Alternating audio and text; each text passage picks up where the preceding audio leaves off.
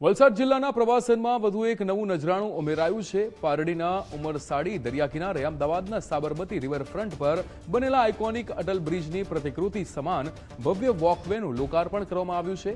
રાજ્યના નાણામંત્રી કનુભાઈ દેસાઈ અને સાંસદ ધવલ પટેલના હસ્તે ખુલ્લા મુકાયેલા આ 11 કરોડના પ્રોજેક્ટને કારણે હવે પર્યટકો ખાડી ઓળંગીને સીધા સુંદર દરિયા કિનારા સુધી પહોંચી શકશે। અત્યાર સુધી તિથલ અને નારગોલ જેવા પ્રચલિત સ્થળો વચ્ચે અજાણ રહેલું ઉમરસાડી હવે આ આધુનિક વોકવેને કારણે સોશિયલ મીડિયા અને પ્રવાસીઓમાં આકર્ષણનું કેન્દ્ર બન્યું છે, જે આગામી સમયમાં સ્થાનિક રોજગારી માટે પણ નવા દ્વાર ખોલશે।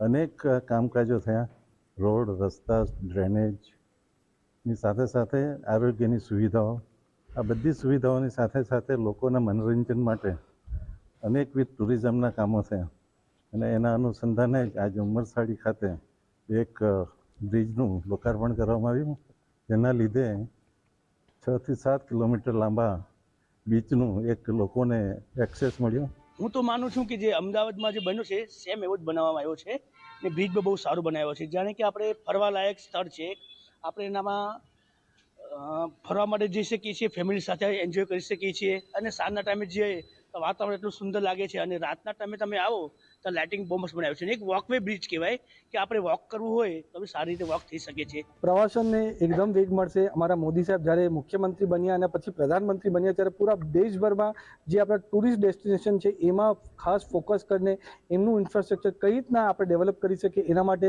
મોદી સાહેબે ખાસ કરીને દેખો ભારત અભિયાન ચલાવ્યું અને એનામાં આપણા જેટલું પણ કેન્દ્ર સરકાર હોય કે રાજ્ય સરકાર હોય એમાં મદદ કરીને ટુરિઝમ સેક્ટર કઈ રીતના ડેવલપ થાય એના માટે મદદ કરીને આ જે આપણા અમદાવાદમાં સાબરમતી નદી કાંઠે જે અટલ બ્રિજનું નિર્માણ થયું હતું અને લોકોનું કેન્દ્રનું આકર્ષણ બન્યું હતું, એવું જ આકર્ષણ જે આપણા ઉમરસાડી દરિયાકાંઠે આટલો ભવ્ય બ્રિજ બન્યો છે।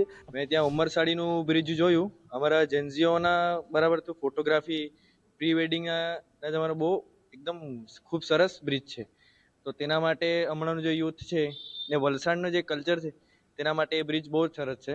હું માંગ કરું છું કે આવું પણ હજી એક વલસાડમાં હજી બીજું આવવું જોઈએ।